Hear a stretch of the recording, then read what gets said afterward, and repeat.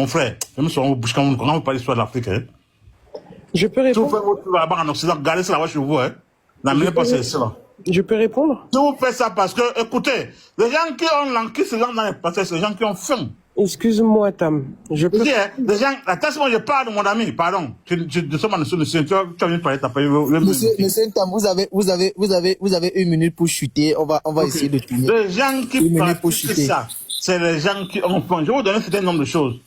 Quand un homme s'engage à dire ton derrière, c'est parce que l'autre qui est derrière là, l'autre qui est devant, il prend la domination sur toi. Il prend le pouvoir sur toi. Notre société africaine observait une société qui regarde la nature. Dans la nature, il y a pas le nepsoïsme. Quand vous voyez deux chiens s'amuser dans ce sens-là, parce que l'autre est dominateur sur l'autre, pour montrer sa supériorité à l'autre. C'est le même système que l'Occident a tué. C'est vrai que le nepsoïsme dans la société occidentale était pratiqué par la haute classe. Parce qu'on a copié maintenant, en nos jours aussi, la culture des autres, on veut transporter ça pour amener en Afrique. Et en disant que c'est notre culture, mais c'est archi faux. C'est archi faux. Si vous voulez faire une décision, laissez ça là-bas. Oui, laissez ça là-bas. Ok, merci, monsieur Tam. Il y a ma reine, un commentaire. Je pense que c'est une reine. Bonjour. Oui. Tu as la parole, ma reine. Bonjour. Alors, je suis montée parce que j'ai entendu beaucoup de bêtises concernant le féminisme, etc., etc. Et là, vis-à-vis de Tam. Alors, vous savez, hein, c'est pas parce que quelque chose n'est pas bon qu'il faut mentir sur cette chose. L'homosexualité chez nous est connue depuis des millénaires. Chez nous, on ne dit pas que l'homosexualité est un péché. On ne connaît pas le péché. On ne connaît pas Comment le. dire le mot sur ta langue maternelle? Je peux. Donne-nous comment dire le mot sur ta langue. Monsieur Tam, restons polis. Donne-nous comment dire le mot sur ta langue, les Je conneries. peux finir. Avec le micro fermé, s'il vous plaît. S'il y a encore une déviance, on va se retrouver quelque part. Vas-y, ma reine. On essaie d'écouter en même temps. Chez nous, le fait qu'un homme soit attiré par un homme, qu'une femme soit attirée par une autre femme est connu depuis des millénaires. On ne dit pas chez nous que c'est un péché, parce qu'on ne connaît pas le paradis ou l'enfer et on ne reconnaît pas de Dieu qui s'appelle Dieu. Chez nous, on dit que c'est une inversion des pôles. On dit que c'est notre génie féminin en tant que femme qui a pris c'est le génie masculin en tant que femme qui a pris le dessus sur le génie féminin. Et inversion pour la femme, inversion pour l'homme, c'est le génie féminin qui a pris position par rapport à son génie masculin. C'est quelque chose de très très connu. C'est pour ça que beaucoup d'Africains aujourd'hui ici en Occident on dit que c'est une insulte. C'est pour ça que beaucoup d'Africains disent que cela se soigne chez nous. Spirituellement, cela se soigne. Donc ne venez pas ici en 2025 venir commencer à dire que ça vient de l'Occident. C'est connu depuis des millénaires. Nos anciens savent le traiter chez nous pour ceux qui le veulent. On parle d'inversion énergétique, on parle des deux génies qui nous suivent. Donc ne viens pas aujourd'hui, Tam, dire « Oh, c'est les Blancs qui sont venus amener ça chez nous en Afrique », c'est pas vrai. C'est pas vrai parce que toi, si tu te lèves, tu vas voir tes anciens, ils vont te répéter la même chose. C'est des choses qui sont très connues chez nous. On ne dit pas le terme homosexualité, c'est un terme inventé par l'Occident. Mais le fait qu'une femme soit attirée par une autre femme, qu'un homme soit attiré par un autre homme, c'est connu. On ne connaît pas le péché, c'était pas répréhensible. On ne disait pas que tu irais en enfer parce qu'on ne reconnaît pas l'enfer et le paradis. On ne reconnaît pas de Dieu. On connaît la création, le créateur. On le nomme par ce que l'on constate. Mais tout cela existait depuis des millénaires. Si tu t'arrêtes aux créations sodomites de Sodome et Gomorrhe, aux créations islamiques, etc., bien sûr, tu vas commencer à sortir tous les témoignages du monde pour dire que ça, ce n'est pas de chez nous, etc., etc. Ça, c'est faux. C'est là où je voulais t'arrêter. C'est pas parce que quelque chose n'est pas concevable pour certains, il y a des traitements chez nous, que cela n'existait pas. C'est pas vrai, c'était caché. Parce que chez nous, c'était mal vu. Parce qu'on dit que l'univers a horreur du vide. On peut faire une motion. La femme a un but, l'homme a un but. Oui, tu peux faire une motion One Africa. Oui, on a dit que l'Afrique n'a pas d'histoire. À partir de quel moment on a su que ça existe en Afrique? Ou l'Afrique n'a pas d'histoire, ou l'Afrique a d'histoire. C'est qui a dit que l'Afrique n'avait pas d'histoire? C'est juste que certains ne connaissent pas l'histoire de l'Afrique et s'intéressent à l'histoire des autres. Et tu as fait comment pour connaître? Comment? Tu as fait comment pour connaître? Ah ben je suis parti chez moi. Je suis parti chez moi, je me suis cultivé. Tu as fait comment pour connaître l'histoire de l'Afrique depuis des millénaires?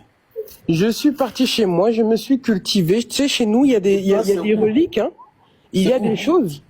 Moi, je suis une Congo.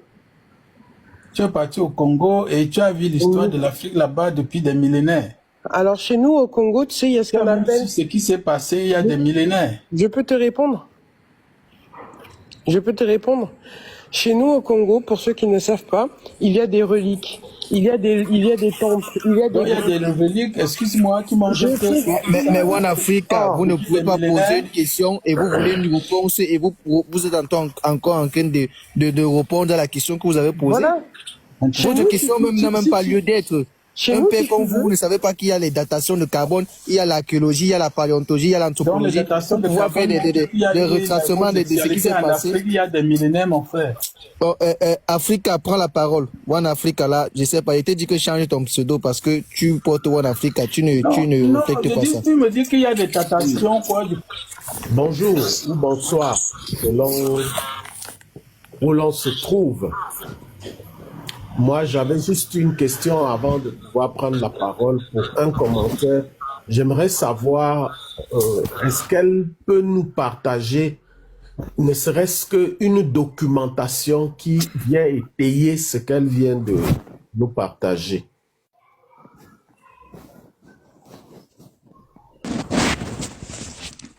Excuse-moi, j'ai pas entendu. Tu peux répéter? Ce que tu viens de partager, oui. Est-ce qu'il y a une documentation quelconque existante qui vient étayer ce que tu nous as partagé? Alors, si tu veux, tu peux aller sur... Il y a un livre qui s'appelle les Congos et les Pygmées. Tu peux aller lire. C'est un livre d'un historien congolais. Tu peux aller lire. Si tu veux aussi, tu peux même aller voir les Pygmées, les Nkara, comme on dit, parce que Pygmée, c'est une forme un peu péjorative pour nos anciens. Tu peux aller voir les Nkara, eux-mêmes ils vont te l'expliquer. Moi, j'ai fait cet acte-là, je me suis déplacé, je me déplace encore pour aller et apprendre cette science qui est la nôtre. Et effectivement, cela fait partie de nos sciences. Ok, d'accord, merci. Je le disais parce que moi, de mémoire d'homme, de la connaissance que j'ai, de ce que j'ai lu, je vais citer, n'est-ce pas? Vous avez un anthropologue comme Cheikh Anta Diop, un second égyptologue et anthropologue aussi et linguiste, comme son collaborateur Théophile Obenga, et bien d'autres qui, dans la continuité, ont écrit des choses dans lesquelles ils disent clairement que ces pratiques-là ne faisaient pas partie des sociétés africaines dans la dimension historique et dans la dimension antérieure. L'antériorité de l'Afrique, ça c'est... Et nous savons ce que vaut leur recherche et nous savons ce que vaut ces personnages-là. Une fois que j'ai dit ça, je vais me pencher sur le sujet. Une identité ou un choix, de mon point de vue parce que je ne suis pas un spécialiste de la chose, je pense que ce n'est pas une identité, je pense que c'est un choix. Cependant, je suis conscient parce que j'ai grandi avec des amis qui depuis la naissance, c'est-à-dire depuis le berceau, c'est une façon d'exagérer parce qu'au berceau, on ne peut pas encore, du moins, qu'on n'a pas la capacité de définir quels seront les traits de caractère d'un enfant. Mais à partir du moment où il y a une conscience, j'ai des camarades qui ont grandi avec qui j'ai grandi, qui étaient extrêmement efféminés. Et ce que je connais qu'il était, il y a plusieurs qui, n'est-ce pas, ont eu une vie, parce que tous sont vivants, qui ont une vie, quand j'entends par vie, c'est-à-dire une femme et des enfants. Ça, c'est ce que je vois et je connais. Maintenant, il y a d'autres. Il y a un particulièrement qui a viré de ce côté-là et qui l'est jusqu'aujourd'hui. Maintenant, est-ce que, comment dire ça, peut-on être, oui, homo religieux, oui, parce que la religion est une instrumentalisation idéologique en rapport avec la divinité. Et dans ce sens-là, on peut être homo et religieux, comme on peut être religieux et franc-maçon, comme on peut être franc-maçon et religieux et mystique, de la mystique africaine. Donc, pour moi, c'est même évident. Maintenant, l'Afrique est un continent homophobe. Je dirais non, parce qu'on a nos valeurs, on a notre culture, on a nos us et coutumes qui font que ces choses-là, c'est des choses que nous n'acceptons pas. D'ailleurs, la majorité de nos pays sont contre cela, et il y a la loi qui encadre tout ce qui se livre à ce genre de choses dans nos sociétés, se livre à ce genre de choses dans nos cultures. Maintenant, dans certains pays, il y a une certaine violence vis-à-vis de ces personnes pour lesquelles je m'érige en faux, parce que j'estime que la loi est suffisante pour pouvoir encadrer des comportements que nous on considère comme étant des comportements déviants. Mais en général, ceux qui sont dans ces comportements-là, ils sont considérés ou poursuivis par la loi du moment où ils cherchent à l'imposer sur la place publique. Mais je n'ai pas souvenance, ni souvenir, ni encore eu une information comme quoi on est entré dans des maisons des gens, aller commencer à soulever leur slip pour voir ce qu'ils font avec leur... Non. Je pense que c'est dès le moment où on veut l'amener sur la place publique. Et puis pour chuter, je dirais ceci. C'est une menace terrible pour l'unité, pour la famille, pour nos sociétés, pour notre continent. C'est une menace à laquelle on doit se battre avec énergie pour l'éradiquer dans nos sociétés. Voilà ce que je dirais dans le respect du temps qui m'est alloué. Merci. Ok, merci Africa. Il y a Trésor qui était d'abord là, qui a chuté à un moment donné. Ouais. Oui, je vous donne 5 minutes, monsieur. Merci. Attends, c'est toi qui es venu le gérer du panel. Oui. Mais Bon, Trésor, tu connais Kama, tu veux que je tisse sur toi là? Ouais, pardon. En fait, je voulais dire que moi, personnellement, d'abord, je suis homosexuel et je suis africain. Donc, ça, on va pas m'enlever ça. Je pense que... Ok, je mets 10 minutes pour que tu fais aussi en même temps un témoignage. Non, laisse d'abord 5 minutes. Ah, ok. Voilà. Comme tu veux. Quand vous dites que ce n'est pas africain, moi, je pense pas. Je pense qu'en fait, c'est humain, en fait. L'homosexuel, c'est humain. Donc, tous les êtres humains. C'est quelque chose qui existe chez tous les êtres humains. Mais après, maintenant, l'acceptation et comment dire ça? Et la non-acceptation, ça dépend aussi des cultures. Parce que l'Afrique, ce n'est pas un bloc monolithique. Donc, ça dépend des pays, ça dépend des régions, ça dépend même des ethnies, ça dépend même des villages. Donc, je sais pas. Quand, je veux juste me concentrer sur les questions du sujet. L'autre dit, est-ce que l'homosexualité, c'est une identité ou un choix? Je pense que les seules personnes, je dis bien les seules personnes, vous les hétéros, vous ne pouvez pas répondre à cette question, en fait. Vous pouvez pas, je suis désolé. Parce que si vous n'êtes pas nous, vous ne ressentez pas ce que nous on ressent, vous ne pouvez pas répondre à ces questions. Moi, je pense que, personnellement, et c'est mon cas, moi, je n'ai pas choisi de l'être. Je n'ai pas choisi. Pour moi, c'est pas un choix. Je ne suis pas arrivé le matin, j'ai dit, je vais aimer les hommes. Donc, pour moi, perso, je ne l'ai pas choisi. Après, si d'autres, par exemple, ils sont hétéros, après, si c'est pour de l'argent ou bien par curiosité, ils choisissent de l'être, ah, ça, c'est pas, ça, c'est autre chose. Ça n'entre plus dans le cadre de l'identité. Après, si vous dites que c'est un choix, je pense que vous aussi, vous avez choisi d'être hétéro, parce que je sais pas quand est-ce que vous vous êtes levé et vous avez dit que non, non, non. Là, je vais aimer les femmes. Donc, si c'est un choix, vous pouvez choisir demain d'aimer les hommes, mais je pense pas que vous pouvez le faire. Parce que ce n'est pas, naturellement, vous n'êtes pas attiré par le même sexe que vous. Et ça, vous le savez. Après, je vais poser la deuxième question, c'est peut-on être religieux et homo? Alors ça, oui, mais si ce sont les religions monothéistes, c'est un peu se voiler la face, un peu. Pour moi, personnellement, parce que on sait que les religions monothéistes sont contre ça. Après, si tu es ça, mais que tu es contre ça, oui, tu peux être homo et religieux. Mais après, quand on dit que l'Afrique est un continent homophobe, je pense que, personnellement, l'Afrique, ce n'est pas un continent homophobe parce que chaque pays c'est différent. En Afrique du Sud, par exemple, en Afrique du Sud, il y a le mariage et tout. Mais majoritairement, oui. Je dirais oui parce que il y a beaucoup de pays où c'est criminalisé et tout. Donc, c'est un peu ça. Moi, j'ai terminé. Hein. Ok. Merci, Trésor.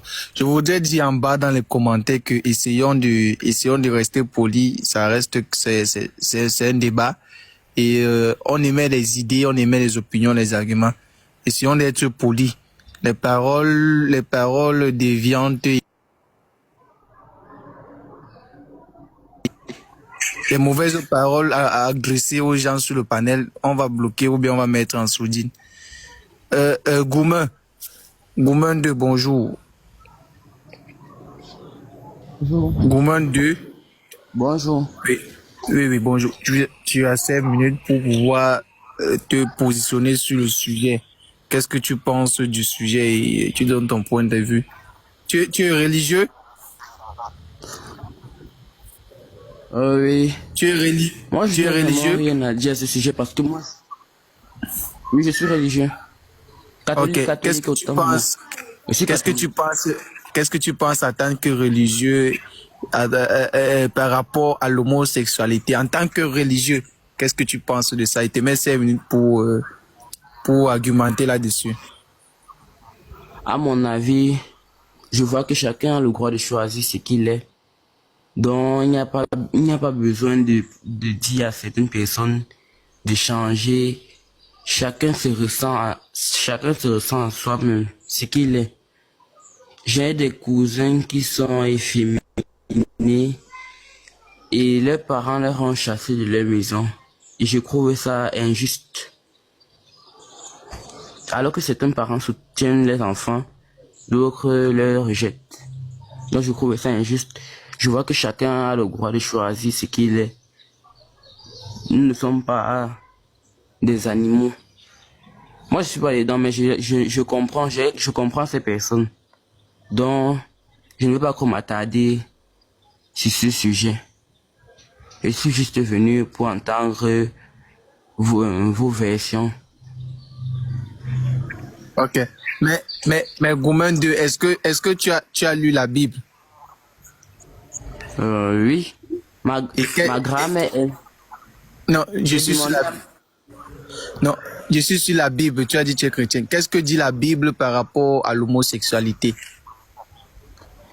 J'ai vu plusieurs Bibles. Certaines Bibles disent que Dieu ne juge pas cela. D'autres disent que Dieu juge.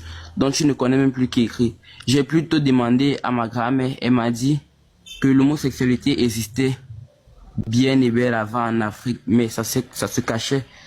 C'est juste que les gens se dévoilent déjà. Et c'est pour ça qu'ils veulent... Mais monsieur Goumen, ça veut dire que vous acceptez quand même que votre Bible est contradictoire parce que vous dites que l'autre dit ceci, l'autre dit cela. Mais à quel moment vous vous positionnez véritablement sur la pensée religieuse de l'homosexualité? Je vais faire pour vous aider à parler et pour finir votre temps. Moi, je ne crois plus vraiment à ces histoires de Bible. Ah bon, Est-ce que je peux poser une question aux religieux?